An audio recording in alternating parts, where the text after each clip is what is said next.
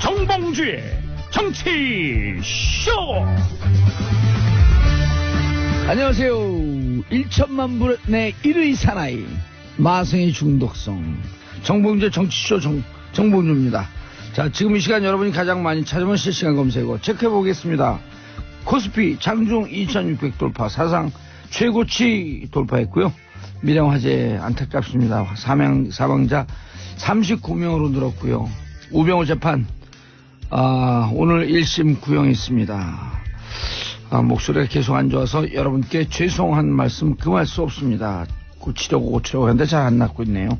자, 첫 곡 커팅 크루의 Died in Your Arms. 정봉재 정치쇼 1부 순서 들어가겠습니다. 정상근 미디어 오늘 기자 자리하셨습니다. 네, 안녕하십니까. 미디어 오늘 정상근 기자입니다. 예, 제 목이 조금 낫죠 그래도.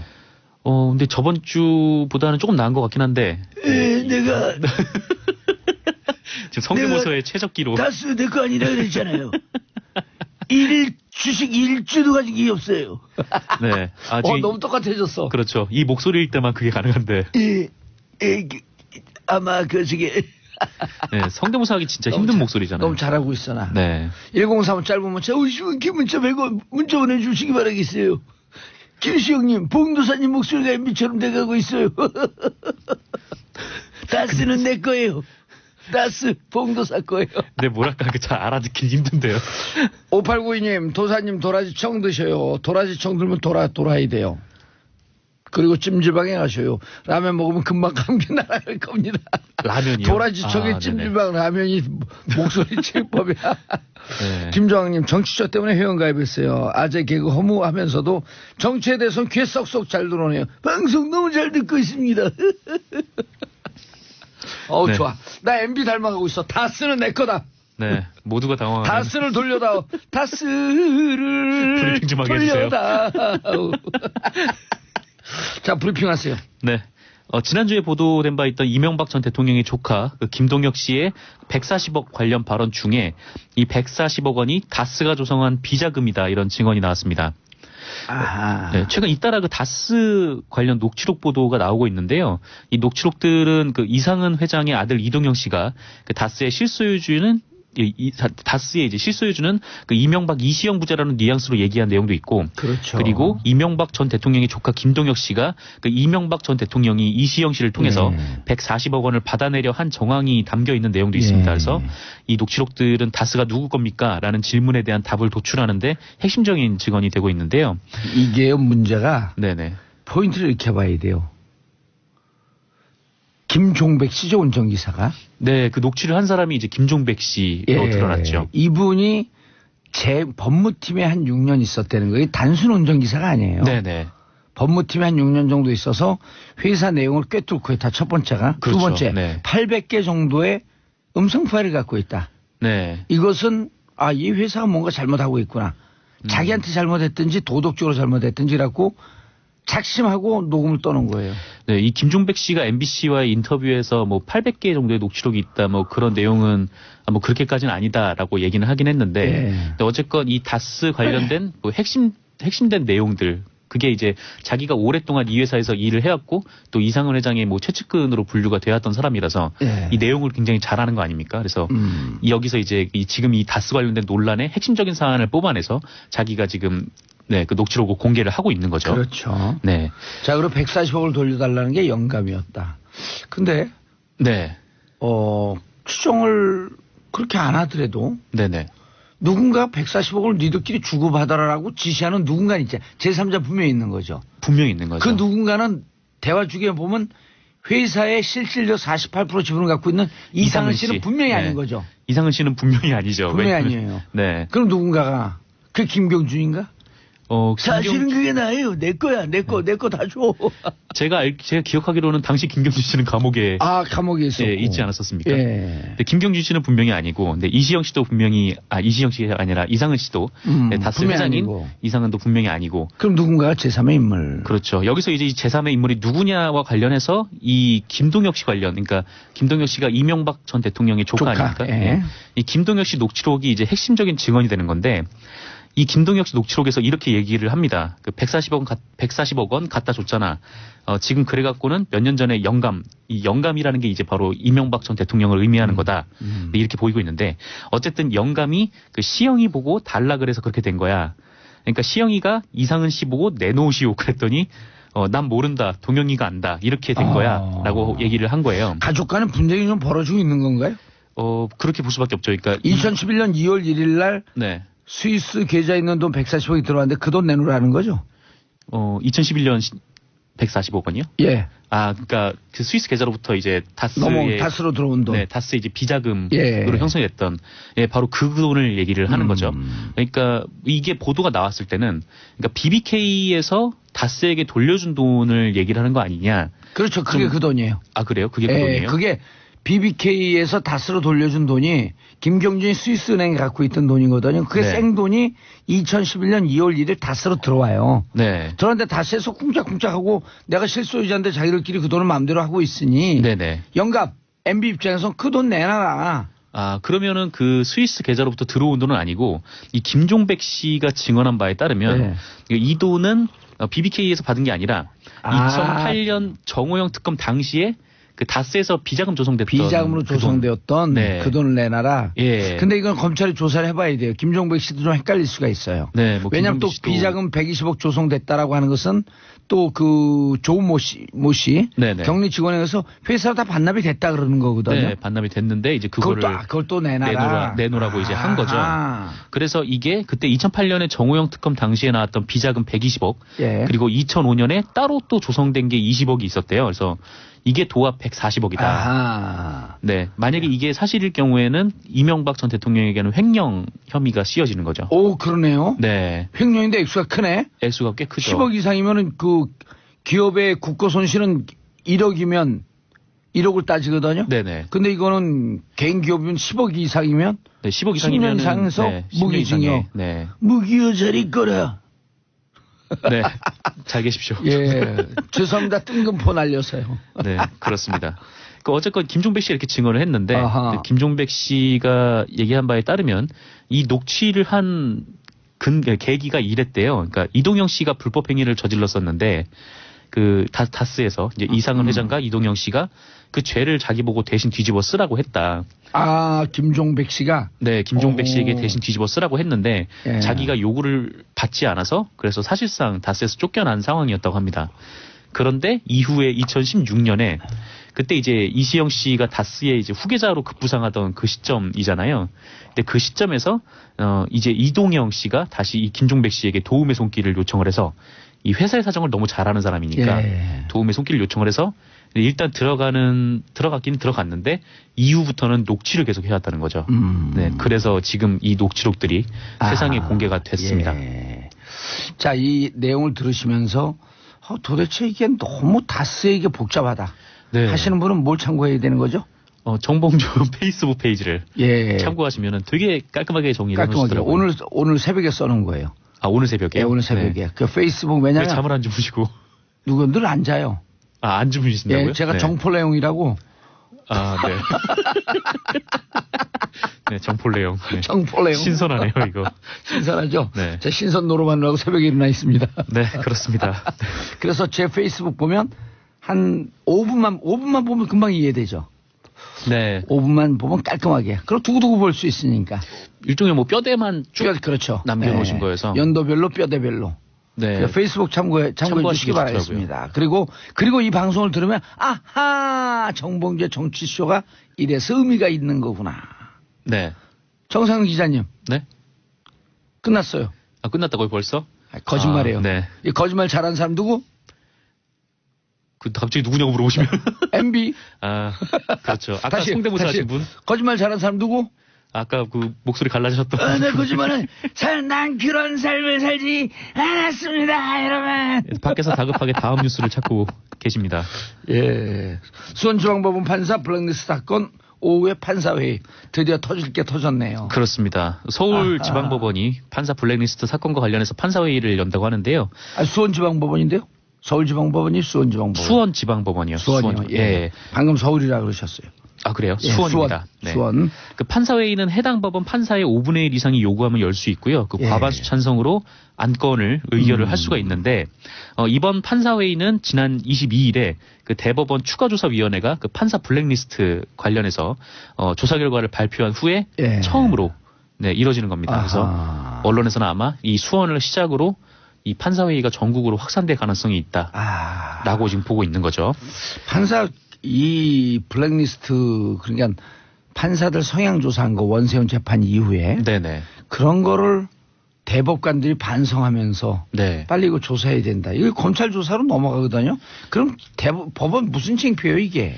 그렇죠. 이제 뭐 검찰 조사로 넘어가면은 뭐 법원이 세워진 이후에 거의 뭐 초유의 사태 아닙니까? 그럼요. 그리고 판사들이 검찰을 사실 살짝 아래로 봐요. 왜냐하면 성적으로 하게 되면 일반적인 통념이 판사들이 조금 더 성적이 낮다 이렇게 보거든요. 그러니까 자기들이 어찌 보면 그동안 조금 무시했던 그 검찰로부터 이제 샅샅이 조사를 받아야 되는 거예요. 그렇죠. 그렇다고 이거를 조사를 안 받기에는 이 추가조사위원회가 그 임종원 전 법원 행정처 차장의 컴퓨터를 조사를 못했잖아요. 이렇게 비밀번호 걸려 있는 파일 이제 760개도 열어보지 못했고.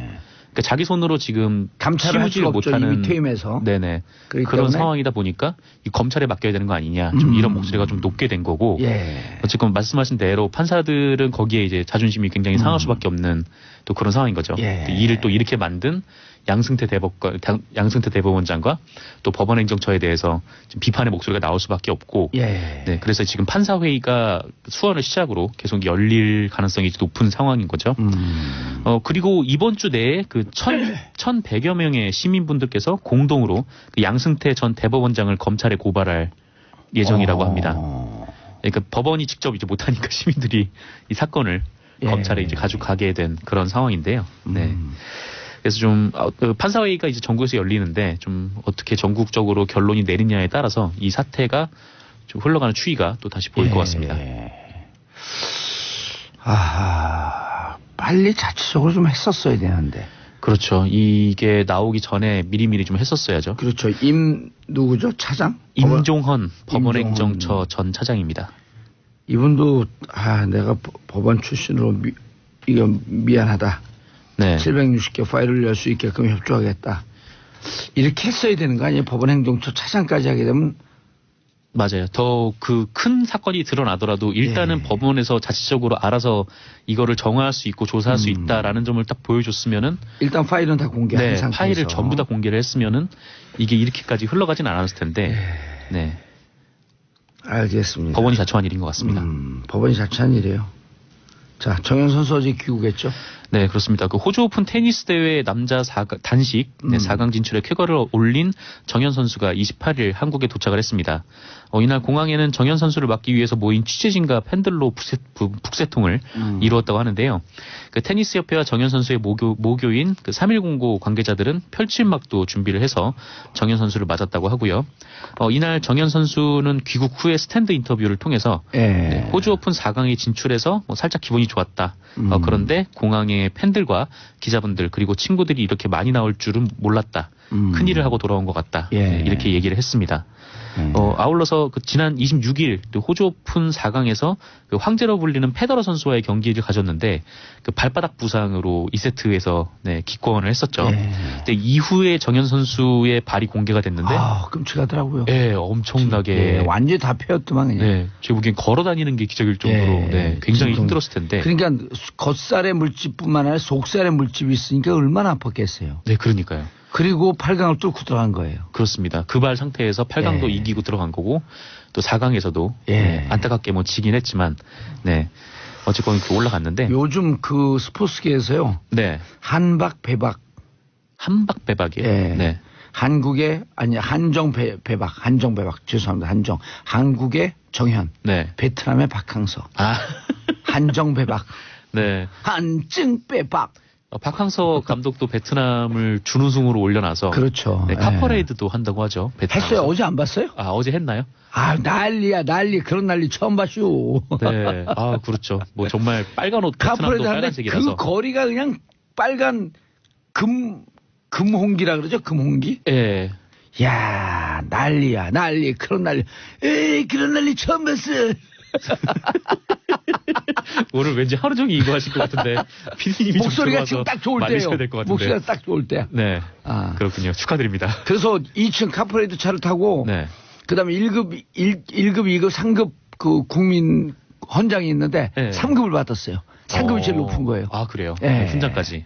선수들은 1급. 네. 그다음 미드필더하고 골키퍼는 3급. 박항서 3급. 아, 예. 정말 베트남에서는 정말 큰 업적을 이루는 예, 알겠습니다. 샵1035 5002님 봉도사님 노은주입니다. 정치쇼 듣기 때문에 10시부터 근무 집중도 떨어집니다. 책임지세요. 정상근 기자님 감사. 저는 2부 정봉주의 정치쇼 2부 순서 들어가겠습니다. 최빡장. 코너 이름이 바뀌었나요? 최빡장. 자, 최영 평론가님 인사하세요. 네, 안녕하세요. 예, 짱윤선 기자님 인사하세요. 네, 안녕하세요. 짱윤선입니다. 예. 자, 오늘부터 이제 한 2주 뒤면 장윤선이 새로 시작하는 블로거 뉴스짱.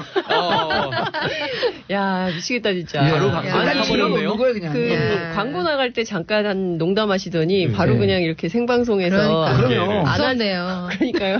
아, 그래갖고 안 할 수 없게 만들어 버리네요. 개인 홈페이지를 만들고 네. 기사 써요 거기다가. 거의 무슨 컨설팅 업체 맞아요. 사장님 그러니까. 같으세요. 자. 사장님 진행하시죠. 그리고 여기 있는 분들도 네. 기사 하나씩 가끔씩 쓰는 거예요 거기에. 네. 자, 그리고 저 받는 거예요 유료. 네.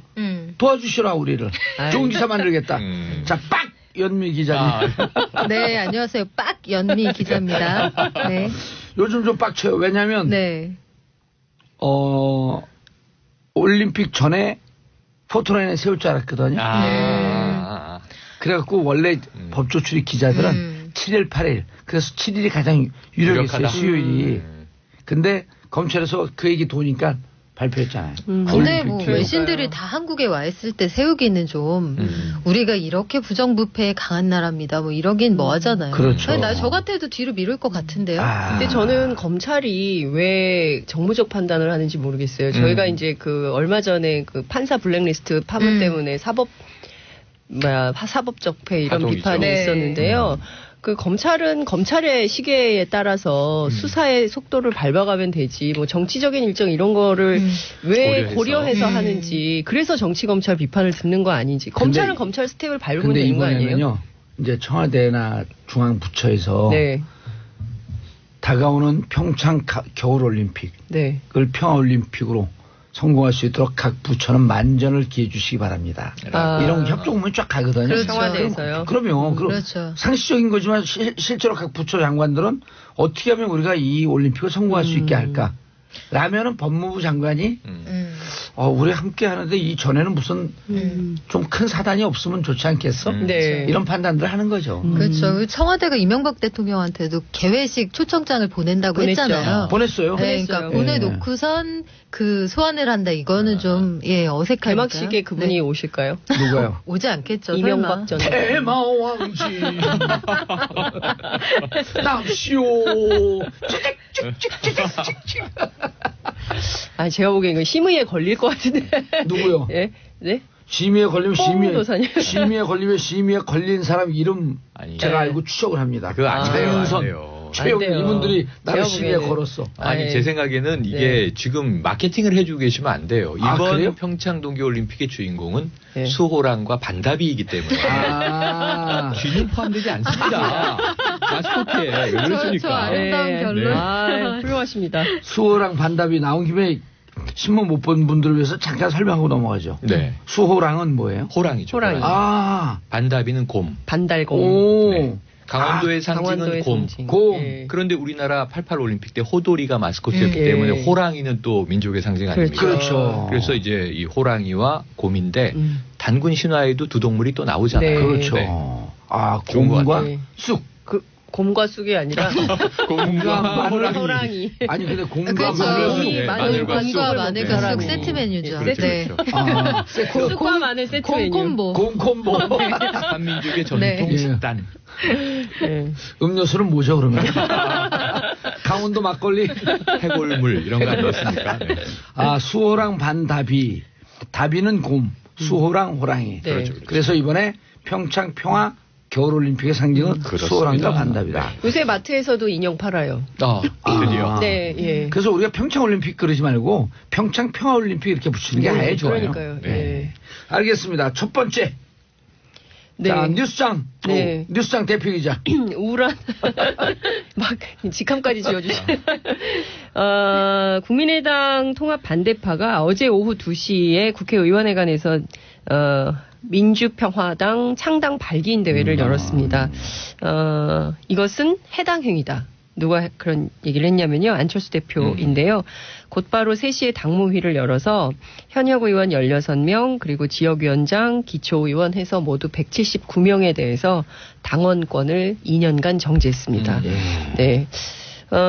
국민의당은 내달 4일 다음 주인데요. 전당대회를 열 거고요. 민평당은 이틀 뒤인 6일에 각각 창당대회를 엽니다. 전당대회, 창당대회 이렇게 열게 되는데요. 4일은 일요일이고. 네, 그렇게 해서 하는데 지금 저희가 취재를 해봤더니 지금 그 안철수계 쪽에서는 대표 당원들이 대다수 호남계이기 때문에 이번에 상당히 당원권 정지로 정리가 돼서 오히려 전당대회는 좀 수월해질 것 같다 이런 평은 나오지만 정치권 내부에서는 우리 정치 역사에서 한날에 179명이나 되는 대표 당원을 단칼에 정리한 역사가 있었냐 이런 비판이 나오고요. 동시에 그러면 우리나라 역사에서 현직 당 소속인데 새로운 당을 창당한 적이 있었냐 이러면서 이제 양쪽이 공방을 벌이고 있는 이런 상황입니다.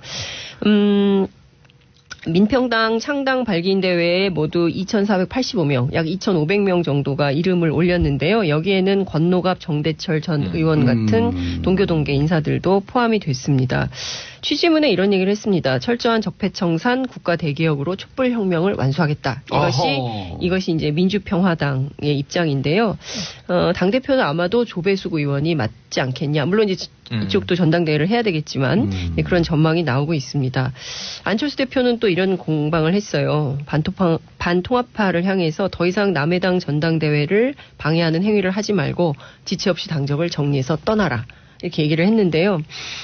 중요한 것은 굉장히 지난해부터 계속 시끄러웠어요. 국민의당 갈라서냐 마냐 이혼이냐 합의 이혼이냐 뭐 협의 이혼이냐 별의별 얘기가 다 나왔는데 결국에는 어제를 계기로 해서 확실히 갈라서게 된 것이 확인이 된 것이고요.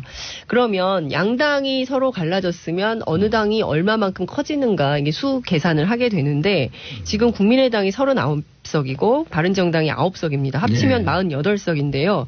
이 중에 반대파, 통합 반대파가 16명 정도로 알려졌기 때문에 단순 계산만 하더라도 국민의당의 경우에는 마이너스 카운트가 됩니다. 그러니까 다 합쳐도 32명인 거예요. 국민의당하고 합쳐도 나가는 사람들이 있으니까요. 합쳐도. 그렇죠. 국바당이 반국당이에요? 아직 안 정했어요. 이제 그럼 정하겠죠. 지금 여기서 뭐라고 또 호칭을 해야 될 거 아니에요. 국바당이 좋죠? 국바당? 바국당? 바국당. 바국당 가잖아요. 바국당. 어찌됐든 바른국민당이 됐든 국민바른당이 됐든 아니면 국민의당이 조금 형용사가 더 앞에 오는 게 맞지 않아요? 바른국민당 이렇게. 아니요. 그게 아니라 많은 숫자를 먼저 넣어줘야 돼요. 또 싸우니까. 국바당. 국바당. 빵집 이름 같네. 반팥죽 하세요? 네. 근데 여기서 앞으로 더 빠질 전망이 나오는데요. 그렇죠. 비례대표 의원들이 지금 장정숙, 박주현 의원인데요. 어제 전당대회 의장인 이상돈 의원도 징계받았어요. 그래서 당원권 정지가 됐어요. 원래 이분이 왜 바로 창당 발기인의 이름을 안 올렸냐면 전당대회 사회권 때문에 그렇죠. 그리고 또 이게 법률적인 문제가 생길 수 있기 때문에 본인은 뭐 나중에 결합하겠다 했는데 그걸 이미 알고 있는 안철수 대표가 정리를 해버린 거죠. 미리 정리를 해버린 거죠. 박주선 의원은 어떻게 됐어요? 박주선 의원 지금 이제 중립파인데요. 아직 이름 안 올렸어요. 예, 아직 이름을 안 올렸습니다. 박주선 의원 갈 것 같고요. 근데 어찌됐든 지금 막 해보면 여러 명을 좀 나눠봐야 될 것 같은데요. 제가 앞서 말씀드린 비례대표 의원들이 있고요. 2명이요? 예, 그리고 이제 거기다 이상돈 의원이 있고 박선숙 의원이 있는데 박선숙 의원도 제명 요구를 하고 있기 때문에 이분도 조만간 입장을 밝힐 거라는 얘기가 어제 나왔습니다. 언론에는 나오지 않았지만 제가 취재한 바로는 그렇죠. 당 의원직을 유지하면서? 그렇죠. 저쪽으로 갈 수 있는 거죠. 그리고 이제 앞서 말씀 주신 중재파 의원 중에 황주홍, 송금주, 이영호 의원은 추가로 민주평화당에 합류할 가능성이 높다는 전망이고요. 박주선, 김동철, 주승용 의원은 탈당해서 무소속으로 남을 가능성이 높다는 얘기가 나옵니다. 세 분이 지역구가 전부 호남이에요. 그런데도 왜 민평당에 합류를 안 할까? 그 이유가 궁금하실 텐데 정치권 내부에서는 박지원, 천정배, 정동영 의원 간의 개인적인 껄끄러운 관계 때문에 그쪽 당으로는 가지 않고 바깥에 있다가 혹시 민주당이 문을 열어주면 그때 민주당으로 결합할 가능성도 있다. 이런 얘기가 나옵니다. 그렇지만 민주당이 어떻게 할지는 아직 결정되지 않은 이런 상황이고요. 일각에는 주승용 의원의 경우에는 안철수 대표가 국회 부의장 얘기를 했다는 얘기가 있어요. 그래서 고민을 한다는데 어찌됐든 정당 출입 기자들 사이에서는 이러저러한 국민의당 통합과 관련된 여러 가지 얘기들이 돌고 있고요. 이렇게 되면 양당이 이제 앞으로 지방선거를 앞두고 상당히 격하게 격돌할 가능성이 있는데 이때 그럼 어떤 프레임으로 격돌할 것인가 제가 취재를 해봤는데 배신자 프레임이 가동될 가능성이 높다는 얘기가 나옵니다. 그러니까 뭐냐면 TK 배신, 그 다음에 호남 배신. 그래서 TK와 호남을 배신한 배신자 정당이다. 이렇게 공격할 가능성이 굉장히 높은 걸로 보입니다. 근데 전반적으로 보면 그 새로운 정당인데 이 정당이 만약에 이렇게 프레이밍이 되면 이것에 대해서 국민 반응이 어떻게 나올지는 모르는 상황이다. 이런 말씀 드릴 수 있을 것 같고 지방선거 그럼 어떡할 거냐 이런 관심들이 있으실 것 같은데 안철수 대표의 경우에는 지방선거 서울시장 출마보다는 통합에 방점을 찍고 있다고 해요. 그래서 왜 그러냐. 목전에 선거가 닥쳤는데 사실상 선거 때문에 이렇게 무리한 통합을 추진하고 있으면서 그렇죠. 왜 이런 선택을 하는 것이냐라고 물어봤더니 막 하다 보니까 지금 이 순간에서 통합이 부결되면 무산되거나 하면 안철수라는 정치인의 정치 생명이 완전히 끝난다. 그렇죠. 이걸로 안철수는 죽는 거다. 이렇게 본다는 거예요. 그래서 본인 스스로 주변에 얘기하기를 서울시장 출마보다 통합이 더 중요하다. 이거를 정리하지 않으면 안 된다. 이런 얘기를 근데 했다는 이제 겁니다. 통합하고 나면 또 그 지방선거 나가야 되니까. 그렇죠. 안철수 의원 전 의원 같은 경우, 대표 같은 경우는 서울시장 반드시 나와요. 그러니까요. 그래서 지금 당내에서도 그런 얘기가 나와요. 서울시장 출마해서 15에서 20% 할 사람이 누구냐? 그나마 안철수밖에 없기 때문에 안철수는 나와야 된다. 이런 얘기를 하고 있고요. 둘 중에 하나다. 유승민 아니면 안철수가 나와야 되는데 유승민은 안 나온다는 입장이 너무 강렬하니까. 대구에서 배치를 던져야 되니까. 그러니까요. 그래서 뭐 한다는 거고요. 재밌는 포인트는 민평당이에요. 그래서 민평당은 그럼 지방선거 어떻게 할 거냐 그랬더니 서울시장 후보 내지 않고 연대. 민주당이 좋은 후보 내면 선거연대하겠다. 이런 입장을 얘기를 했어요. 좋은 후보? 변함이 운동에 됐을 수 있는데. 아니, 그리고 민주당의 한 후보가 안철수의 대척점에 서 있는 그 후보. 네. 이 후보가 나오게 되면 선거가 재밌어지는 거죠. 네. 딱 한 명밖에 생각이 안 나. 왜 자꾸 웃으세요? 뉴스장 기사 쓸 거예요. 그래서 지금 참 재밌는 게 이번 지방선거도 역시 민주당, 민주평화당, 정의당 대 자유한국당, 바른국민당 이렇게 이를테면 민주 대 반민주 구도가 또다시 작동될 가능성이 높다. 이렇게 정리할 수 있어요. 서울시장 선거가 재밌어지겠네요. 서울시장 선거 재밌어요. 예, 서울시장 선거 가자. 다스는 내 거예요. 나한테 올려주세요. 다스를. 아니 그분은 노래를 하시네. 진행분이 또 나올 수 있나? 그런 건가요? 자, 이렇게 웃고 얘기할 수만은 없어요. 안타까운 소식. 안타까운 소식이 지난 주말에 밀양이 울음바다. 이게 지난 연말에 전해드렸던 게 이제 눈물의 크리스마스 제천이 있었는데 한 달여 만에 거의 불과 한 달이죠. 밀양에서 또 이제 세종병원 화재 참사가 벌어졌습니다. 오늘 아침에 희생자가 한 분 추가가 됐어요. 39분이 돌아가셨습니다. 모두 다 이제 60대 이상 90대까지의 고령 환자들이 많으세요. 여기가 뇌질환 그리고 중풍 전문 병원이었기 때문에 그랬는데 본관에 이제 100여 명 그리고 이제 별관인데 요양병원이 따로 있어서 94명. 같이 이렇게 딱 붙어 있었잖아요. 네네. 근데 이제 계단으로 이렇게 분리되어 있는 건물이죠. 근데 지금 여러 가지 화재의 발화 원인이 뭐냐, 그 다음에 대처가 제대로 됐느냐, 여기에 주말부터 오늘까지 감식 결과와 새로운 사실들이 계속 나오고 있는데요. 초동 대처 문제로 또 보여집니다. 응급실에 탕비실에서 발화했고요. 경찰 발표로는 이게 천정 쪽이었기 때문에 전기 누전, 단락 혹은 합성 가능성이 크다. 워낙 건조한 상태지 않습니까? 강추위에. 그런데 문제는 천정 마감재가 가연성 물질이 좀 많았던 것 같아요. 그래서 보면은 처음에 연기가 굉장히 빠르게 퍼져요. 4개의 통로를 통해서 연기가 급속히 1층에 퍼져나갔는데 가연성 많네요. 예, 그 가연성 물질이 이제 네. 탔을 가능성이 크고 외벽까지 번졌으면 더 큰 피해가 있을 뻔했는데 외벽까지 그나마. 가기 전에는 진압이 됐어요. 3시간이 좀 안 돼서 꺼졌으니까. 그래서 7시 32분에 최초 신고가 이루어졌고 35분에 소방관들이 도착을 합니다. 그런데 문제는 알고 보니 CCTV 결과 7시 25분경에 이미 불이 나고 연기가 퍼지기 시작했어요. 그래서 이 병원 안에 소화기가 사용 흔적이 나왔어요. 그러니까 자체 진압을 하려고 했는데 실패한 것 같다. 그리고 이제 이 소방서에 신고가 된 것 같다. 신고하면서 자체 네. 그걸 했어야 되는데. 그러니까 이게 어떻게든 좀 외부에 안 알려지게 네. 하려고 노력을 했으나 불길을 못 잡았다는 그렇죠. 거죠. 그거 그러니까 많이 시간, 골든타임을 또 놓쳤다 이런 거고요. 문제는 더 큰 문제가 법제도적인 허술함이에요. 그렇죠. 맞습니다. 스프링클러가 없었다. 네. 이게 네. 말이 되냐 그랬는데 이 이사장이 인터뷰를 하면서 다음 주부터 설치할 예정이었다. 이게 국민적 공분을 더 일으켰어요. 그런데 왜 그런가 보니까 이 1,500 그 제곱미터부터 설치인데 행정적으로 신고는 1,500이 조금 안 되게 신고를 합니다. 왜냐면 그거 설치하려면 비용 많이 드니까 네. 그거 안 하려고 편법을 쓰는 거죠. 근데 따지고 보니까 불법 증축을 해서 면적은 넓어요. 넓어졌어요. 그거보다. 네. 그 불법 증축이 있었던 거고. 워트라인에 바로 네. 못 미쳐요. 1,400 몇십 제곱미터. 그러니까 아주 나중에 뺐어요. 네. 뭐 이제 그러니까 50평 미만 그러면 49점 네. 몇 그렇죠, 점 그렇죠. 면세점 네. 이런 거랑 비슷한 맞아요. 거잖아요. 근데 그 현장 점검 나가면요 다 잡아내거든요. 근데 네. 2011년에 적발이 돼서 이제 그 벌금도 물고 했는데 벌금 물고 그냥 시정도 대장을 튀기고 받았고. 계속 똑같이 그렇게 해왔다고 버텼던 하더라고요. 거죠. 네. 어쨌든 이런 면에 있어서는 법제도적인 문제가 크다.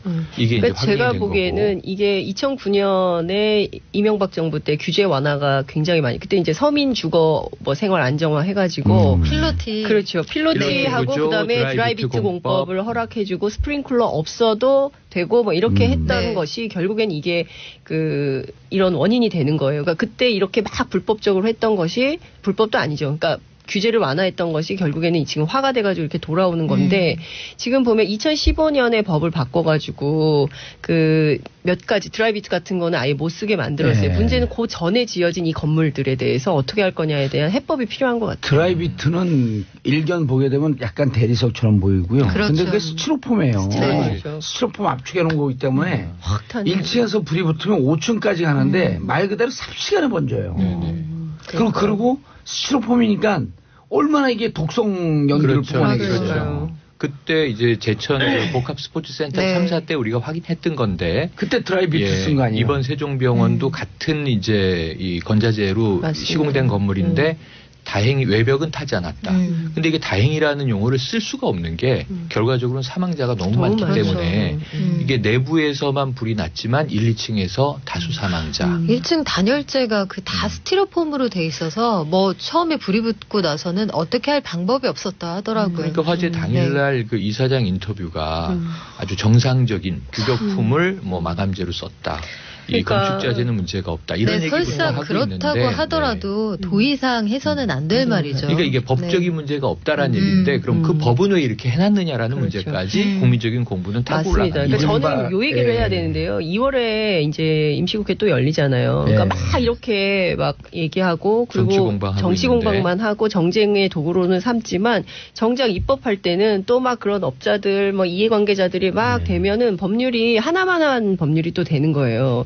그렇기 때문에 제가 보기에는 많은 사람들이 이용하는 공공시설에 해당되는 것은 규모와 상관없이 전부 이것을 의무화해야 된다. 그렇죠. 설치 의무화를 해서 다시는 이런 일이 벌어지지 않게 해야 되는데 예, 아니 이런데 이제 증축 그다음에 칸막이 이런 거 보면요 경량 칸막이로 하거든요. 네. 경량 칸막이로 건면은 그 아주 얇은 철판처럼 돼 있어요. 근데 그 안에 그거만 뜯으면 그 안이 스티로폼이에요.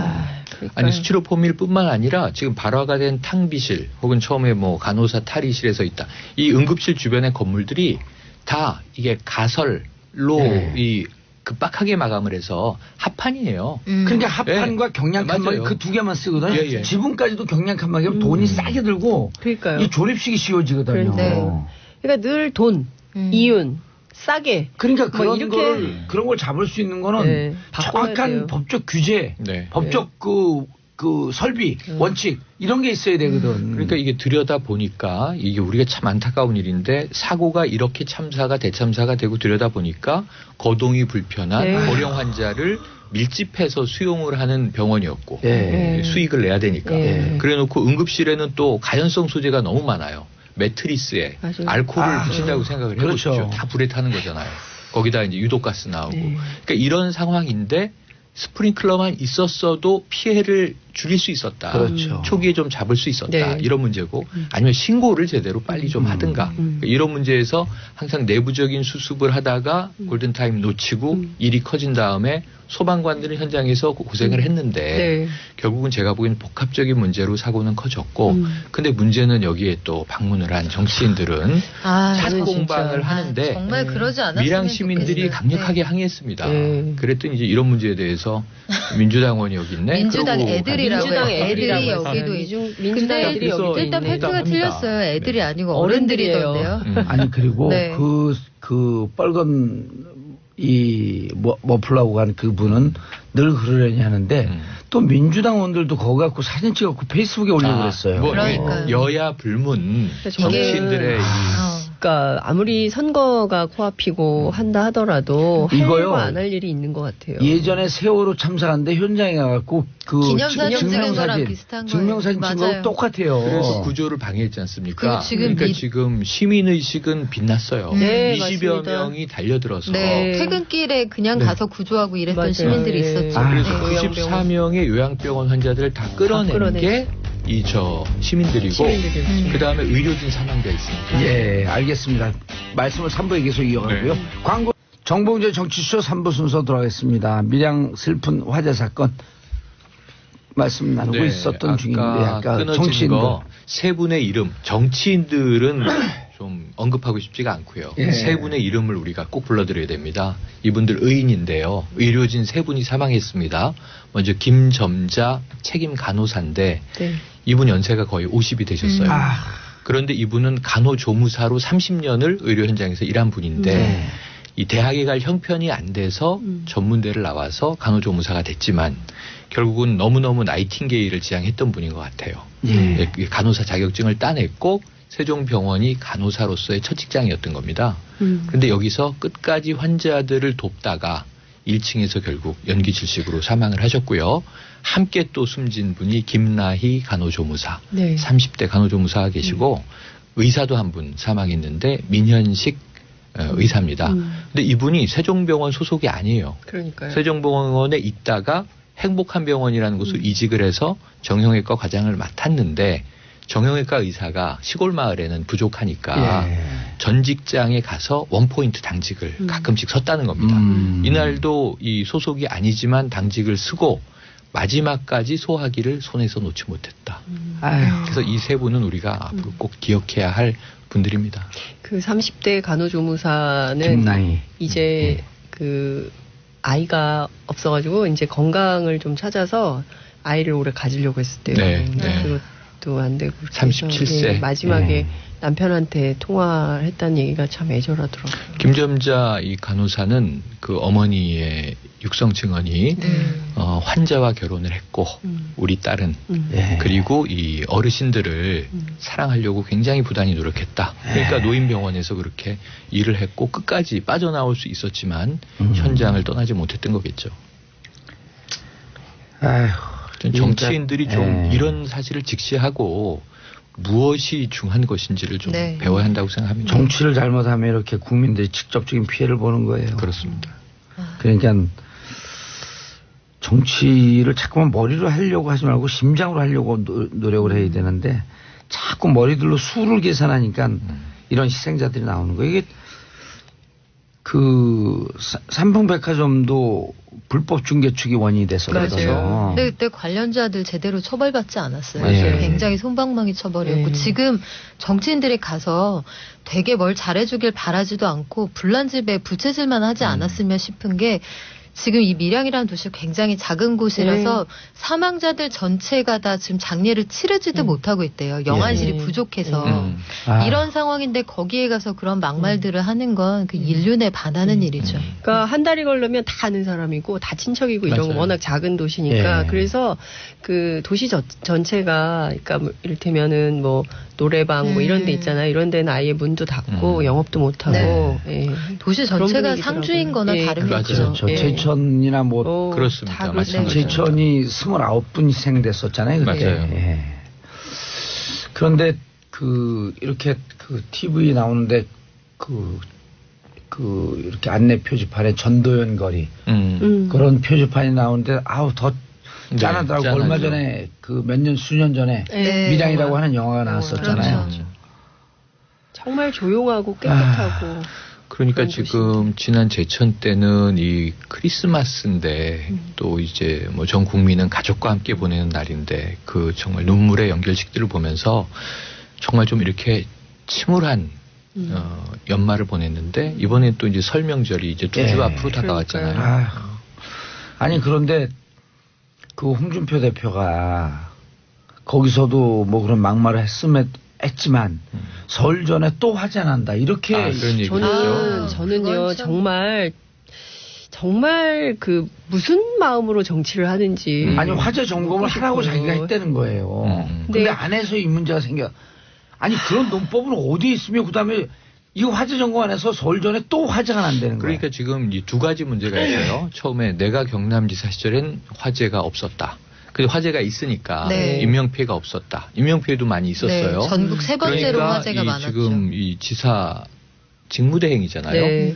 처벌해야 한다. 이 본인이 사실은 사퇴하면서 이 사퇴 시점을 보궐선거를 미뤄서 못하게 만들어서 지금 직무대리 형태로 6월 지방선거까지 가야 되잖아요. 그렇습니다. 그러니까 어찌 보면 이게 정말 저는 정치인이 자기가 일말의 책임이 없어도 가면 저는 고개 숙이고 직업윤리만도 있었으면 좋겠어요. 죄송합니다. 직업윤리. 국민 여러분 사죄드립니다 해야 되는 건데 어떻게 이렇게 남 탓을 많이 하시는지 저는 깜짝깜짝 놀랍니다. 정말 그 국민들께서 이번에 정말 너무하다. 저 정도일 줄이야 이러셨을 것 같아요. 어떻게 그렇게 악담할 수는 없는 거죠. 아니 근데 이제 그리고 그런 사고 앞에 어떻게 여야가 있습니까? 당 떠나갖고 그 자유한국당 지지하는 분들은 진짜 뭐라고 얘기해도 지지율이 안 빠지는데 지지하는 분들은 내 정도 이렇게 돼야 되거든요. 지지뿐만 아니라 내가 지지하는 정당에 채찍이 돼야 돼요. 동시에 비판을 해야죠. 비판을 하고 견제를 해줘야 되거든요. 감시도 하고 그래야 성장하는 거죠. 그러니까 그런 10몇 프로의 지지가 항상 있으니까 그런 오만한 얘기를 해도 심장에 전혀 거리낌을 받지 않는 거예요. 참 답답합니다. 아휴, 자 다음 이슈 일본에서 가상화폐 해킹 사건이 그런데 청와대 대변인 김의겸 전 한겨레 신문 선임 기자 내정되었다. 김의겸 최순실 게이트 파헤친 기자인데요. 맞아요. 그렇죠. 처음 우리나라 언론에서 처음으로 신문 일면에 최순실이라는 이름을 올린 기자죠. 그리고 2달 동안 계속 썼고요. 사실상 이 게이트를 시작한 출발점에 있었던 분인데 청와대 가셨네요. 김의겸 기자는 이제 고대 82학번 법대인가요? 법대인지 모르겠는데 고대 82학번이고 학생운동을 하고 감옥을 갔다 와서 저와 함께 이제 전민련 전국 민족 민주운동회 제가 이제 차장일 때 편집실 저 다른 사회국인가 어디 있었어요. 근데 막 급해갖고 기사를 쓰라 그랬더니 너무 글을 잘 쓰는 거야. 그래서 김의겸 씨 기자하세요. 그 얘기를 듣고 실제요. 그래서 기자가 됐네. 근데 글을 너무 잘 썼어. 제가 그 얘기는 들었어요. 저희 업계에 내려오는 얘기인데 김의겸 선배가 감옥에 있을 때 김태촌하고 같이 바둑을 썼다.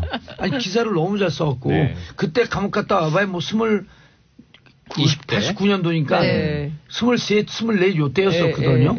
그래갖고 그때 제 말에 영감을 얻어서 언론고시를 합격하고 한겨레 갔대는. 봉도사 때문에 기자 됐다. 그렇죠. 라고 주장하는 거죠. 제가 또 말지에서 한글 했었잖아요. 한글.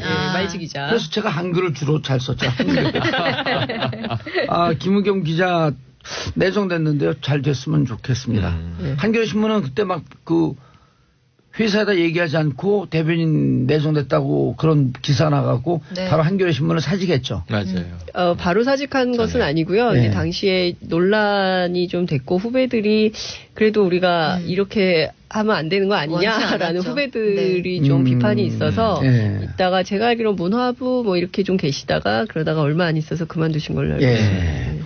김우겸 기자는 이렇게 숫자석에 앉으면 제 말의 양은 제 50분의 1을 해요. 여기는 오로지 글로서만 얘기하는 사람이에요. 근데 대변인은 말을 많이 해야 되는데. 아니 근데 이제 말이 묵직하죠. 네. 말수가 많지는 않지만 실수하지 않는 말. 네. 아마 청와대 기자들이 일하기는 좋을 거예요. 왜냐하면 대변인이 사실 기자하고 똑같이 일을 해야 돼요. 그렇죠. 취재를 해서 청와대 내부를 취재를 해서 얘기를 해줘서 팩트 체킹을 해주고 그 다음에 그걸 가지고 사실상 뭐라 그래야 될까 그 대변인이 어떻게 브리핑하느냐 그리고 어떤 각으로 어떻게 논점을 잡아주느냐에 따라서 많이 달라져요. 그리고 또 취재하기도 쉽고요. 뭐 제가 보기에는 뭐 괜찮을 것 같아요. 일단 프레스 프렌들리 언론과 언론 친화적인. 그렇죠. 뭐 그래야지 잘 청와대 출입 기자도 했을걸요 아마. 했죠. 선임 기자니까. 알겠습니다. 김우겸 기자님 축하드리고요.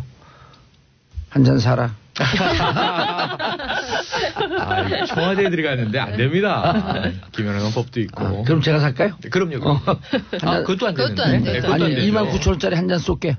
분식집에서 만나시면 분식집 되겠네요. 길맥이나. 라면에 소주 하나. 길맥. 좋아요. 편의점 옛날에 80년대 그렇게 많이. 라면에 소주 하나. 가맥. 그러면서 만두 5개 넣어주세요. 만두 하나에 10,000원이면 큰일입니다.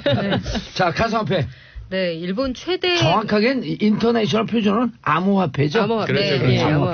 크립토커런시. 네, 일본의 대표적인 가상화폐 거래소 중 하나인 코인체크가 이제 해킹을 통해서 580억 엔 상당의 NEM이라고 흔히 부르는데요.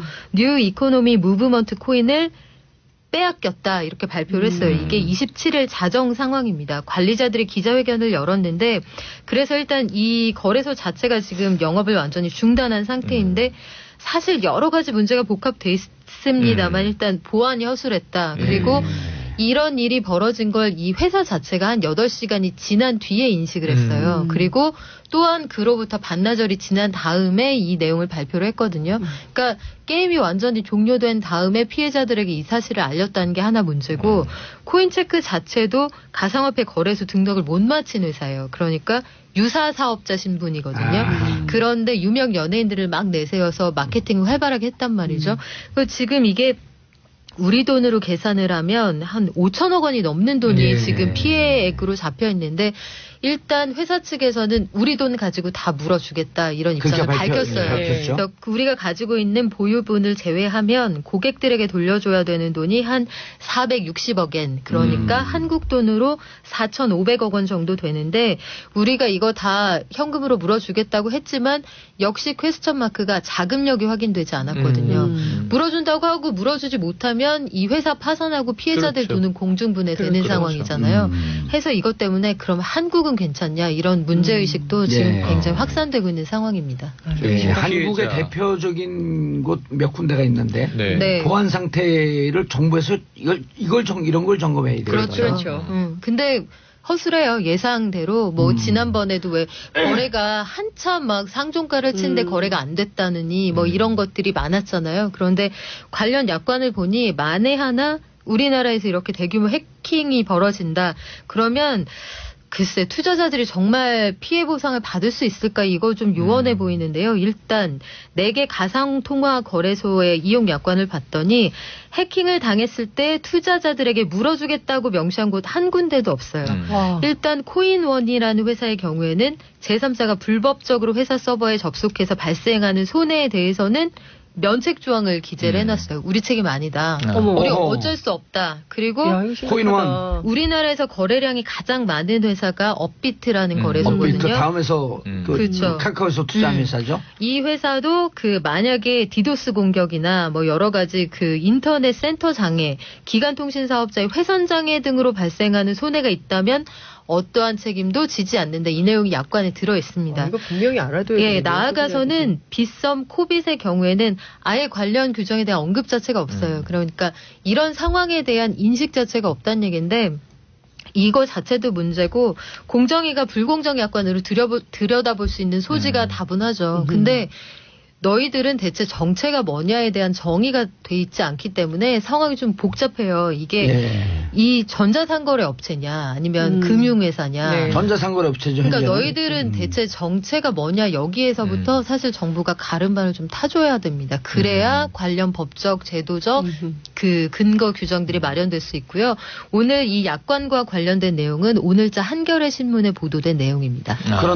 그런데 지난번에 이제 일시 정지했었잖아요. 네. 그리고 이제 내일 모레서부터 그 본인 실명 확인된 사람에 한해서 가상 계좌를 이제 오픈하는데 정부에서 가장 발빠르게 움직여야 되는 게 지금 공정위에서 약관에 대해서 그 다음에 이렇게 해킹됐을 약관에 대한 규정, 해킹에 대했을 때 당했을 때 회사의 책임성 이런 걸 좀 빨리 해야 되거든요. 왜냐하면 어마어마한 수익들을 거래 수익을 올리고 있어요.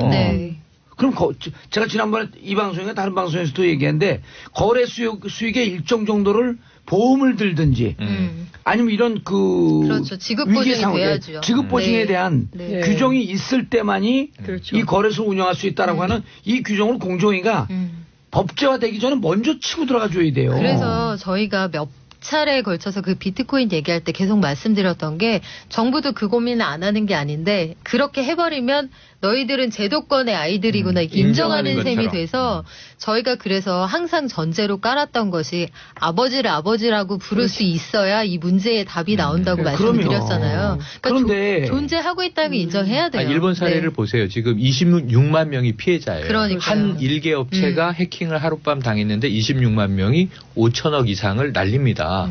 이거는 사회적으로 얼마나 큰 피해예요. 그런데 이것을 수습할 수 있는 방책이 없다. 이거는 더 심각하잖아요.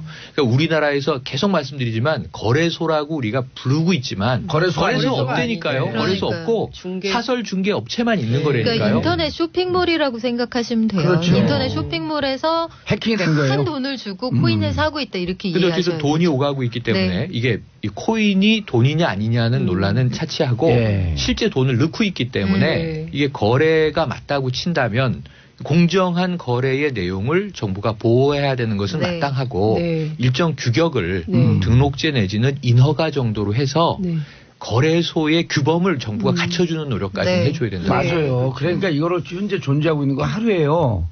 그 1,000억 단위도 넘고 하루에 막 조 단위가 거래되고 그렇죠. 그렇게 현실로 되고 있는데 6조까지 갔었죠. 되고 있는데 여기에서 피해 볼 것을 먼저 고민을 해줘야 돼요. 맞는 정부가 말씀이에요. 그러면 규제 또는 이 제도적 보완 그리고 불법적인 자금 거래가 있다면 확인해서 조치한다라고 하는 것은 잘한 조치인 거네요. 제대로 한 거죠. 근데 이제 그게 정말 발빠르게 움직여야 돼. 왜냐하면 전 세계 최고의 해커들이 다 지금 가상화폐, 암호화폐 거래소에 총집결하고 있어요. 맞아요. 그렇죠. 근데 이게 금요일 날 얼마나 이게 또 불감증이 있냐면 금요일 밤에 이게 터졌잖아요. 근데 다시 금방 회복됐죠. 금요일 밤에 했는데 그래갖고 우려한 거예요. 전 세계적으로 가상화폐가 폭락할 것이다. 그런데 몇 시간 정도 좀 내려갔더니 다시 그냥 원적으로 쭉쭉 올라가고 있어요. 이 정부가 시장 규모에 대한 인식과 우리가 방파제 역할을 해줘야 된다는 건 분명히 알아줘야 하는 게 이게 세계 시장 규모가 6천억 달러 규모예요. 그러면 우리 돈으로 한 650조 원 정도 되나요? 그러니까 이 시장에서 한국인들이 얼마나 활약을 하고 있습니까? 그러니까 이 현재의 상황을 23%. 직시할 필요가 있어요. 알겠습니다. 그래서 정부에서 빨리 만에 하나 인케이스 오브 아니에요. 영어로. 이런 상황에 대비해서 그런 것을 이걸 그러면 우리가 무슨 합법적으로 인정하냐 이 고민할 때가 아니에요 지금은. 적극적으로 방어에 나서야 될 때네요. 전반적으로 정부가 생각하고 있는 건 그래요. 자금 세탁을 방지하는 게 이 시장에서 먼저라고 보는 것 같아요. 일단 30일부터 가상화폐 거래 실명제가 예정대로 시행이 되고요. 그리고 가상화폐 거래를 취급하는 은행에 이제 1,000만 원 넘는 돈을 넣거나 빼는 경우에 이거 좀 이상하다 하면 바로 보고하게 돼 있고요. 이거 세금 탈루의 의혹이 있다 그러면 바로 관련 기관에 통보를 하게 돼 있는 이 시스템을 마련하기로 했습니다. 그리고 지금 얘기했던 일본에서 이게 2014년도 이미 일본에서 해킹 사건이 있었거든요. 그렇죠. 그러니까 해킹으로부터 늘 자유롭지 못한 곳이에요. 전 세계 이미 한국에서도 코스닥 그 거래량을 넘어섰단 말이에요. 그러니까 지금 이게 비트코인 하나로만 볼 문제도 아니고 그리고 그냥 뭐 쉽게 봐서 넘길 문제가 절대 아니에요. 피해자를 구제 보호할 수 있는. 제도적 장치가 필요할 지금 카톡하고 있는 최원 평론가님 평창 소식 전해주시죠. 카톡이 아니고 지금 세종병원 관계자들이 출국 금지가 됐다는 속보가 떴어요. 그거 보고 계신 거예요? 병원에 이제 비리 문제가 터진 것 같아요. 소식이 카톡으로 온 거 아니에요? 아니요. 그래요? 지금 속보가 떴습니다. 미안합니다. 톡하러 왔네. 네. 자, 평창 퀴즈 드릴게요. 평창 며칠 남았습니까? 9일날 하죠. 9일날 하니까 2월 9일. 저는 평창보다 포토라인이 평창을 언제 포토라인을 쓸까? 그게 아니지. 그거 아닙니다. 어이씨. 자, D-10일. 11일 후에 이제 개막입니다. 그 카운트다운이에요, 이제. 이번 주부터. 이번 주가 1월 끝나고 내일 모레면 2월로 접어듭니다. 제가 퀴즈 저도 퀴즈. 돌발 퀴즈. 돌발 질문. 무서워. 평창 주제가. 평창 주제가? 평창 올림픽의 주제가? 손에 손잡고 없지 않아요? 기쁘다 평화오션. 이거 좀 이제 가짜 뉴스인 것 같습니다만 확인해서 알려드리기로 하고요. 기쁘다 평화오셨네. 그 교황님께서 가짜 뉴스는 사탄이라는데. 그래요? 나 목이 안 좋아서 사탕 먹어야 돼. 미국 선수단 242명, 역대 최다 선수단이 옵니다. 그럼 몇 개국이 참여할까요? 92개국이요. 예. 소치가 최대 참가였는데 88개국이었으니까 역대 최대 동계올림픽입니다. 그러면 이제 가장 우리나라 지금 야당이 굉장히 비판하고 있잖아요. 근데 92개국 아니에요. 93개국 됐어요. 하나 더 늘었나요? DPRK. 북한이 참여. 북한도 국가로 예우한다. 이게 우리 통일부 방침입니다. 나왔고요. 그리고 오늘까지가 참가 신청 마감이에요. 늘어날 가능성도 있어요. 29일 해외 시간으로는 내일까지 29일이기 때문에 몇 개국이 더 들어오면 뭐 95개국도 될 수 있습니다. 브루나이가 들어올까? 좋겠네요, 그러면. 뭐 쿨러닝 이런 거 보면 자메이카 뭐 이런 데서 와야 되는 거죠. 적도 국가에서. 그런데 이게 참 저는 뿌듯한 게 역대 최다 국가 참여이기도 하지만 이 많은 그 야당에서 막 걱정하고 우려하고 흔들게 하고 했던 거에 비하면 정상급들이 굉장히 많이 와요. 네, 맞습니다. 많이 와요. 아베 총리 옵니다. 네. 입장을 바꿨어요. 한일 정상회담 하고요. 째째하게 기간 동안. 그리고 또 뭐 지금 캐나다 트리도 총리, 프랑스의 마크롱 대통령, 독일의 지금 이제 이 대통령은 오기로 했고 총리가 메르켈 총리가 올까 말까 지켜보고 있고 시진핑 중국 국가주석은 폐막식에 참가할 것인가 말 것인가. 참가하죠 100%. 푸틴 대통령도 러시아가 국가로는 못 오잖아요. 하지만 폐막식 때 러시아기를 걸어줄 수도 있다 해서 푸틴 대통령 폐막식에 참석할 것인가 말 것인가. 그리고 이미 30여 개국 정상급 참가할 분들은 거의 명단이 나왔는데 스웨덴 국왕 또 이제 동계 스포츠는 주로 북유럽이 강국이잖아요. 노르웨이 뭐 이런 쪽에서 쭉 오고 그리고 지금 그 외에도 몇 명이 더 참가할 가능성. 미국은 누가 올까요? 누가 와요? 미국은 그때 펜스 마이크 펜스 부통령이 이 대표 단장으로 참여할 예정입니다. 가족. 근데 이방카가 와야 되는데요. 그거 좀 흥행 포인트로 이제 점쳐보고 있는데 트럼프 미국 대통령이 그런 얘기했었죠. 내가 가면 좋겠는데 혹시 못 가면 가족이라도 보내겠어. 이런 얘기를 한 바가 있거든요. 이방카와 현송월이 미모 대결하나요? 비정상회담. 비정상회담. 특정 프로그램 홍보 같은데요? 아니 비정치회담인데 우리 거는. 왜냐면 둘이 만나갖고 그럼 그 기사가 되는 거예요. 아니 그래서 저는 그동안 이제 너무 북의 우리가 저기 뭐 과잉 의전이다 그랬는데 저는 과잉 언론 노출이라고 봐요. 1박 2일을 그렇게 중계해 주는 경우가 어디 있어요. 그러니까 그것도 조중에서 제일 앞장서갖고. 그게 뭐라고 그냥 실무적으로 시설 확인하러 온 건데 달랑 5군데 들리고 간 건데. 전부 부정적인 보도가 줄을 이었고요. 그럼 뭐 그렇게 의상이 저는 별로 관심 없었어요. 아니 그리고 제가 방송 갔더니 그 패널이 그 백이 2,500만 원짜리 에르메스 아니라고 아니 그거래요. 그래서 에르메스가 부인했죠. 우리 백 아니라고. 아니, 설사 그렇다고 하더라도 제가 그 사람한테 그랬어요. 그게 개인일 것 같아요? 그렇죠. 북이 그것을 공동으로 구매해놓고 체제 선전용으로 하는 거예요. 이미 체제 경쟁에서 진 나라한테 뭐가 그렇게 신경이 쓰여요? 그 개인 아닐 수가 없어요. 그러니까 아마 만들어서 이미 아마 옷도 다 이렇게 입고 가라고 해서 그리고 한국 수준이 있으니까 거기에 쫄리지 않게 그렇죠. 예, 맞춰서 나가라. 쫄리는 게 뭐예요? 네. 쫄리는 죄송합니다. 최대한 딸리지 포커 않게. 페이스. 그러니까.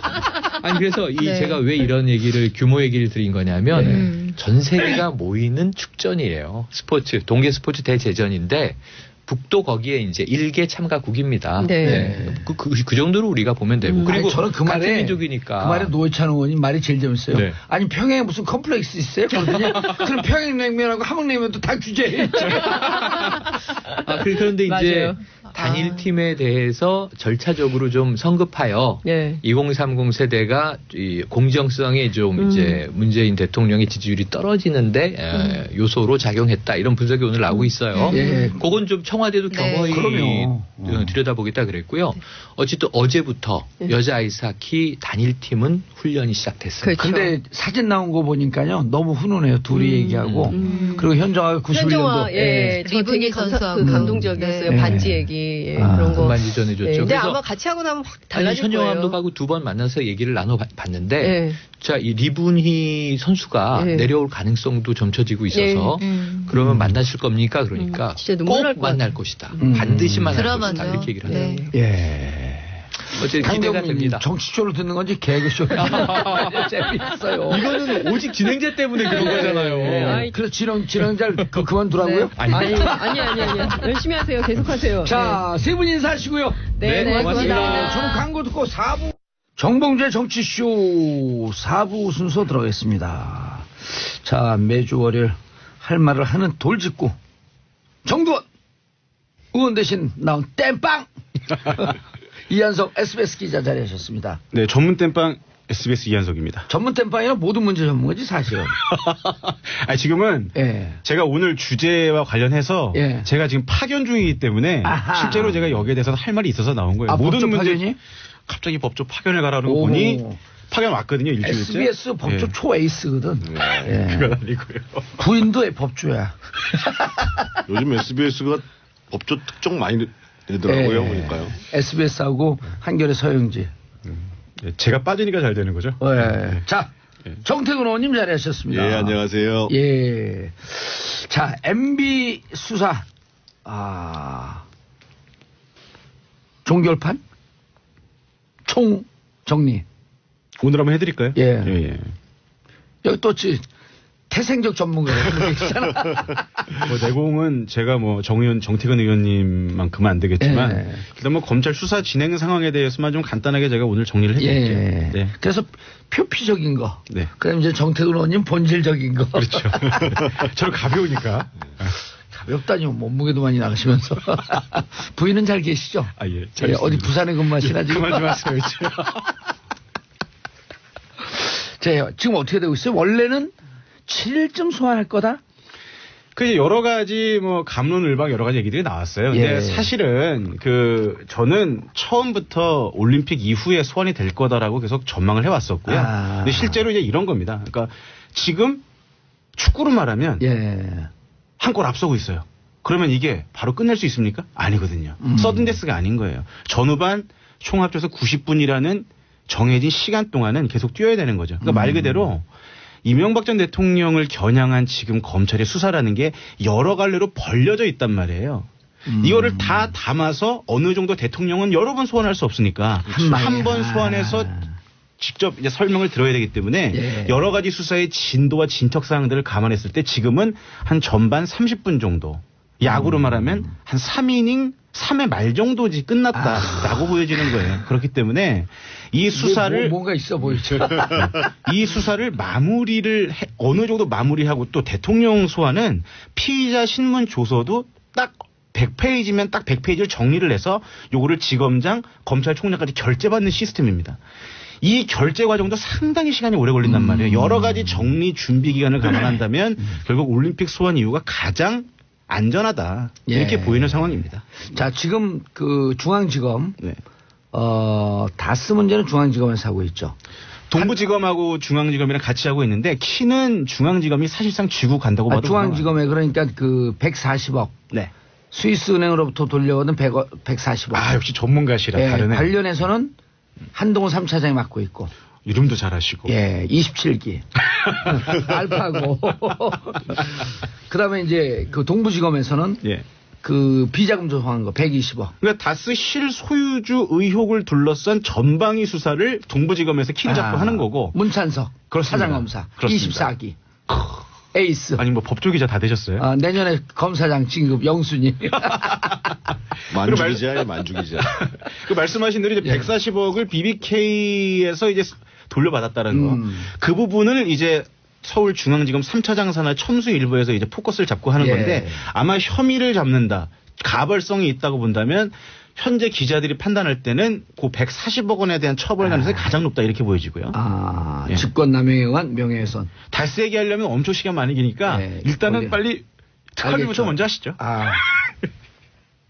정태근 의원님. 처음부터 이 소환될 거라고 예상을 했었어요? 저도 지금 그 이 기자 얘기에 전적으로 공감하는 게요. 그 어차피 한 번 소환하는 거기 때문에 아마 수사를 거의 다 끝내놓고 수사할 가능성이 크고 뭐 검찰이 정치적인 고려까지를 하지는 않겠지만 지금 이제 지방선거가 6월이잖아요. 그럼 아직 시간이 많이 남았잖아요. 그래서 제가 봐도 평창올림픽 끝나고 패럴림픽까지 끝나고 소환될 것 같은데요. 패럴림픽까지. 끝나고. 근데 이제 일각에서는 이쯤 되면 많이 나왔는데 너무 정치적 고려하는 거 아니냐 검찰이. 이런 비판도 지적도 일부 있거든요. 지금 명료하게 지금 들어가 있는 것 중에서 보면 특활비 5천만 원 말고는 지금 명령에 떨어지는 게 없잖아요.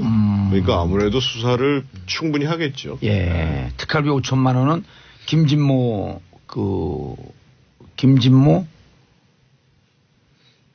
정무 비서관이 민정비서관이 누구죠? 인마금용으로 장성명 비서관 통해서 장준수전 정무관 그거만 좀 명령에 딱 떨어진다 이런 말씀이신 거죠? 나머지 부분들에 대해서는 지금 계속 흘러나오는 얘기죠. 흘러나오는 얘기여서 현실적으로 좀 어렵다. 근데 특활비 쪽으로 쭉 가다가 요즘 또 벼랑을 다스 쪽으로 딱 확 틀어요. 이게 왜 그런 거예요? 뭐 작전이에요? 아니면 그런 건 아닌 것 같고요. 지금 수사를 나눠서 하다 보니까 나오는 거고 특활비 문제는 지금 이제 결국은 그 예상 외로 지금 이제 김백준 전 총무기획관이 지금 얘기를 하고 있잖아요.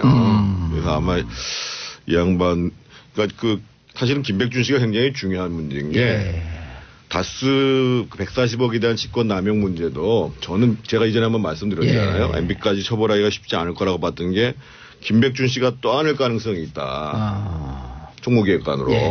근데 지금 이제 특활비 관련해 가지고 진술이 나오기 시작했단 말이에요. 그러면 사실은 이명박 전 대통령 입장에서 보면 좀 심각하죠, 상황이.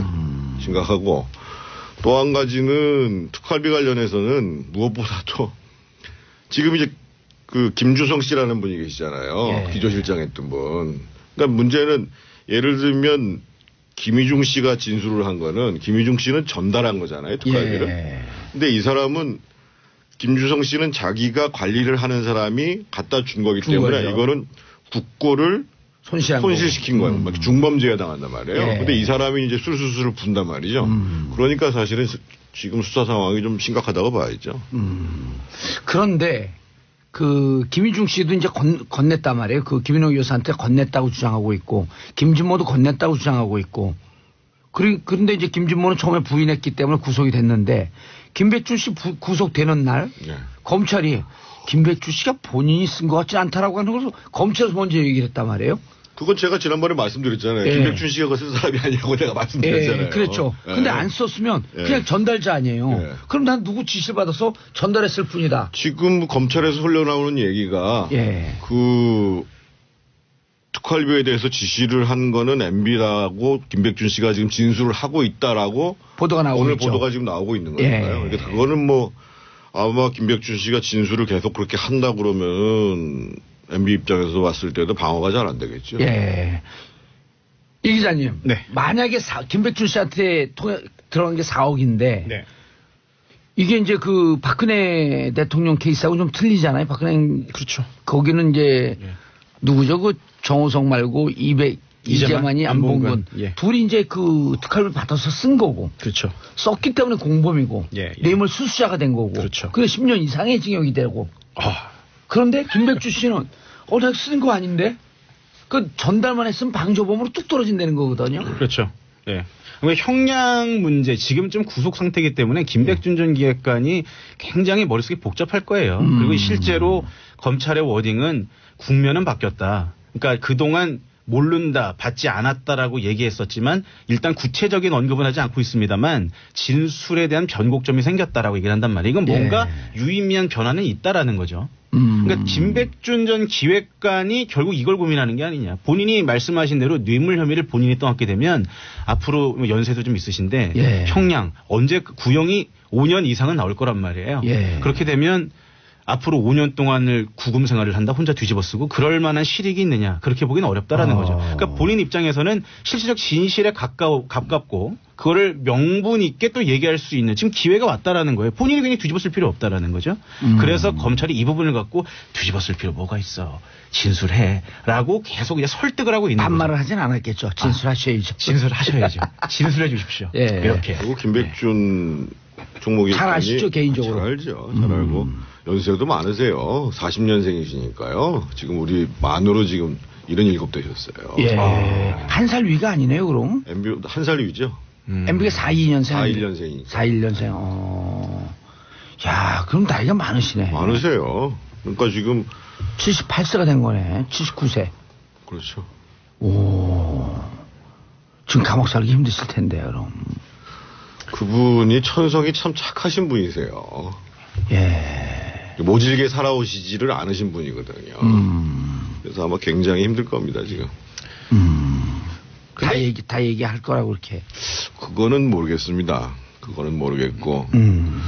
그 지금 MB 측에서 지금 김백준 그 기획관을 만나려고 애쓰고 있다고 그러는데 저는 사실 그 기사하고는 좀 다르게 보고 있는 게요. 제가 뭐 누구라고 말씀드릴 수는 없습니다만 김백준 기획관이 들어가실 때 자문을 한 변호사가 그리고 변호사 선임을 도와준 변호사가 지금 이제 그 이명박 전 대통령도 자문을 하고 있거든요. 그래서 아마 얘기는 오고 가고 있는 거는 맞는데 문제는 이제 김백준 기획관님 본인의 지금 심정이 어떻게 돼가고 있는가라는 것들을 누구도 지금 정확히 헤아리기가 어려운 거죠. 특히 이명박 대통령 측으로 보면은 굉장히 불안한 게 되는 거죠. 알겠습니다. 샵1035 짧은 문자 50원 긴 문자 100원 문자 보내주시고요. 여러분들은 지금 보수의 품격 정도원과 SBS 이한석 기자님을 통해서 MB 수사 사건 총정리를 듣고 계십니다. 3640님 정태근 의원님 지난주 SBS 2시 TV 프로에서 처음 뵀습니다.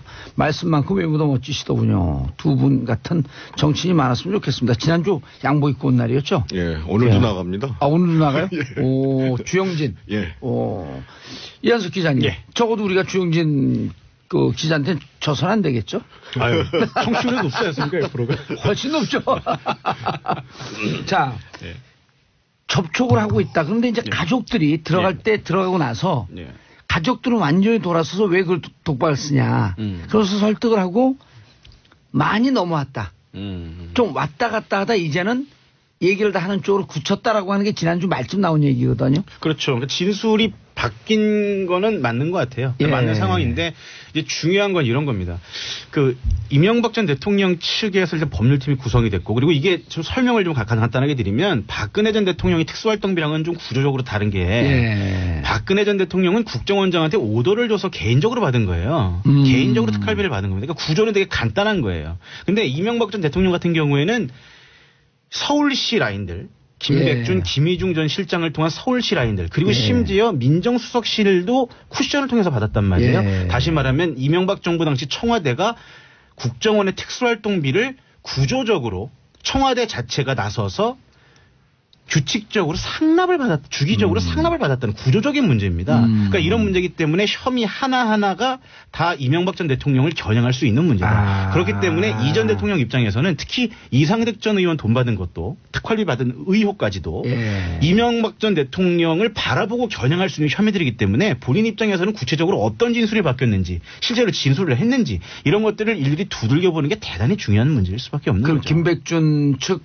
그걸 무조건 만나고 그쪽이 어떻게 진행되는지를 계속 관심을 갖고 들여다봐야 될 거 아니에요. 그렇죠.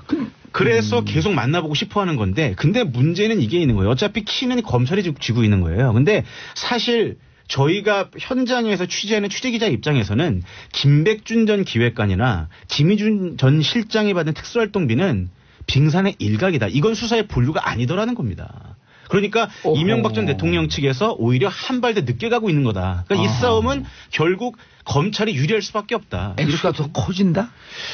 액수도 그렇고요. 예. 그리고 실제로 돈이 넘어갔다면, 검찰이 의심하는 그림대로 말씀을 드린다면, 돈이 넘어갔다면 그렇게 개인적으로 김희중이나 김백준 씨를 통해서 조금씩 주지는 않았을 거다라고 의심을 하고 있는 거예요. 그래서 원세훈의 부인 이병채 씨 얘기가 나오는 건가요? 그렇습니다. 바로 말씀을 해주셨는데, 이번 특수활동비 수사의 핵심은 뭐냐면 이병채와 김윤홍 라인. 그 라인도 사실 별건이고, 원세훈 전 국정원장이 모든 걸 알고 있는 겁니다. 이제 이런 거예요. 왜 이번에 돈 받은 의혹이 있는 분들, 구속된 분들의 공통점이 있습니다. 다 이명박 서울시장 당시 서울시 라인들이라는 거죠. 그럼 그 중에서 핵심이 누구냐? 원세훈 전 국정원장이. 원세훈 전 국정원장이 가장 신복인데 왜 굳이 김백준, 김희중을 통해서 쿠션해서 줬겠느냐는 거예요. 자, 그렇다면 원세훈 전 국정원장이 4년 동안 재임하면서 수많은 뭉텅이에 뭉칫돈들을 특수활동비를 빼돌려서 비자금을 만들었다는 거예요. 자, 그럼 이 커다란 뭉치의 특수활동비가 어떻게 갔겠느냐? 직접 갔을 가능성이 대단히 높다는 거죠. 또 하나 재미있는 걸 말씀드리면, 원세훈 전 국정원장이 주말에 관용차를 사용하지 않는답니다. 주말에 관용차를 사용하지 않는다는 거고, 관용차 아닌 개인차를 타고 어딘가 다녔다는 거예요. 그걸 검찰은 혹시 청와대 관저로 가지 않았겠는가라고 의심을 하고 지금 동선을 추적하고 있는 거죠. 근데 국정원장의 동선이라는 게 확인이 잘 되지 않습니다. 결국 중요한 건 그 아내와 원세훈 전 원장의 직접 진술이 있어야 이게 탄탄해지는 건데, 지금 이 진술을 찾아가기 위해서, 진술을 들어보기 위해서 주변을 하나씩 다져가고 있는 그림이다. 이렇게 보셔야 될 것 같습니다. 그래서 시간이 좀 필요하다. 그렇죠. 제가 알기로도 듣고 좀 이상하네요.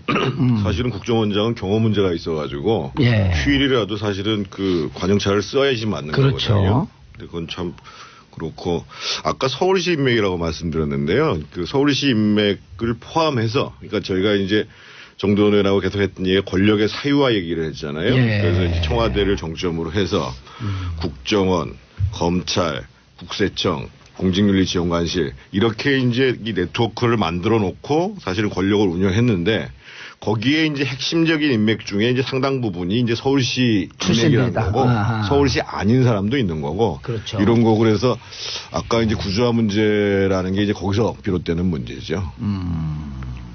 김주성 씨 같은 경우는 세종문화회관 관장을 했지만 사실은 서울시 출신이라고 보기에는 좀 어렵잖아요. 서울시 출신이 아니고 코롱 출신이죠. 그렇죠. 코롱 출신이고 이상득 전 부의장하고 박영준 라인이라고 봐야죠. 근데 이제 이렇게 그 일각 기자들이 법조 출입하는 기자들이 정말 저 5억 5천이 아니라 이게 눈덩이처럼 커진다. 이런 얘기가 계속 돌았고, 2010년 9월 이후는 또 목욕만 기조실장이 들어오거든요. 그 이유도 또 크다 이런 얘기가 있는데, 그런 부분은 어떻게 판단하세요? 한 변호사한테 들은 얘기인데 아직 목욕만 씨는 구체적인 진술을 안 하고 있다라는 얘기를 들었고요. 아까 이 기자 얘기한 대로 결국은 지금 이제 그 앞에 대목은 김주성, 뒤에 대목은 원세훈. 여기서 이제 어떻게 진술이 이루어지느냐가 핵심이겠죠. 그리고 이제 원세훈 원장은 사실은 이제 국정원 전체 특활비가 한 5천억 된다는 거 아닙니까? 근데 그 중에서 그 원장이 직접 쓸 수 있는 돈이 연 한 40억 정도 된다고 얘기를 하니까. 그리고 어차피 그걸 이제 근거를 안 남기도 되는 문제여가지고 결국은 이제 원세훈 전 원장이 어떻게 진술을 하느냐. 이게 이제 핵심이라고 봐야 되겠죠. 여기서 좀 첨언을 하나 드리고 갈게요. 그 말씀하셨던 거에 좀 첨언을 하자면, 이번 원세훈 전 원장 사건, 이명박 정부의 특활비 사건이 왜 더 중요한 포인트냐면 바로 이런 겁니다. 국정원장이 쓸 수 있는 특활비라는 게 이제 어느 정도 한도가 있을 거예요. 그렇죠. 근데 이번 사건의 특징은 뭐냐면 대북 공작금, 해외 공작금, 이렇게 각 1, 2, 3차 산하로 배당되는 특수활동비 명목들이 있단 말이에요. 이런 돈들까지 별도의 운영비 명목으로 별도의 명목을 만들어서 빼돌려 의혹이 있다라는 거예요. 그러니까 국정원장이 직접 특수활동비를 집행한 게 아니라 직원들이 대북 공작하라, 해외 공작하라고 하면서 명목으로 만들어준 특수활동비까지도 빼먹었다라는 거죠. 그런 의혹이 있다라는 그러니까 거죠. 처음에 그 스탠포드 대학으로 간 그 200만 불. 그것도 해외 공작금. 그것도 해외 공작금이다라고 하는 의혹이 일었었잖아요. 그렇죠. 그래서 이번 문제는 더 심각하다. 그리고 사실 이번 특활비 수사가 들어가게 됐던 배경이 뭐냐면 박근혜 전 대통령 수사할 때 특활비 얘기가 나오고 나서 보니까 이렇게 얘기하는 겁니다. 이거 관행이에요. 남재준이 그렇게 얘기했다는 거죠. 그렇죠. 예. 관행이라는 얘기, 그 모티브 하나를 가지고 사실은 기대하지 않았던 특활비를 들어갔던 거예요.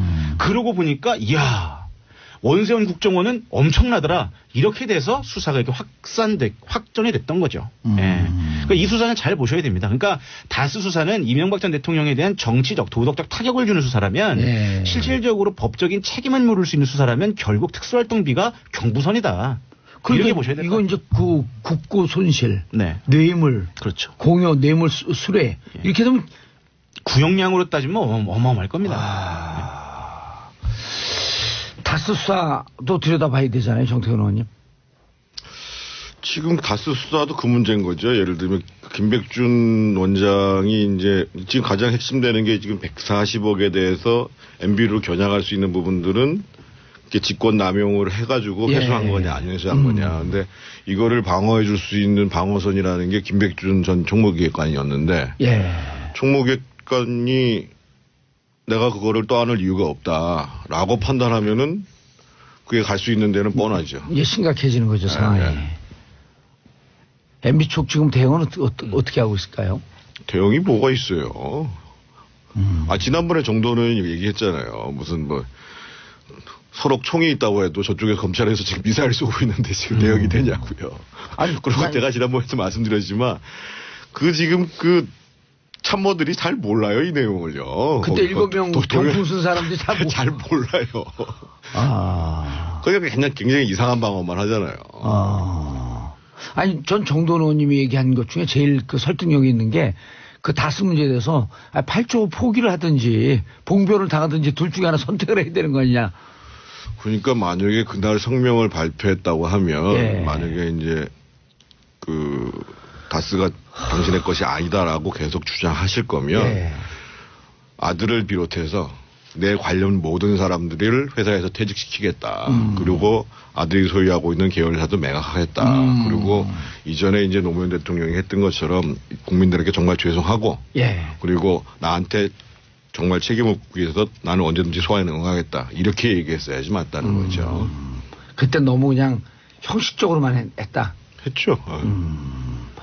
이한석 기자님. 다스요. 아니 이제 거의 끝났어요. 뭘 또 얘기하려고 그래요. 그러면은 보기에는 아까 이제 정태근 의원님은 패럴림픽까지 다 지나고 난 다음에 언제쯤 보세요? 소환 시기를. 저는 올림픽 폐막식 직후에 소환 통보가 갈 거라고 보고요. 그리고 이 수사의 포인트는 다스가 아니라 특수활동비다. 특수활동비의 앞으로의 수사 진행 방향을 유심히 보셔야 될 거예요. 알겠습니다. 자, 두 분 감사합니다. 인사하시고요. 고맙습니다. 저는 다스에 관해서 할 얘기가 한 다스가 넘지만 내일 10시 5분에 다시 돌아오겠습니다. 땡큐 피스 코리아.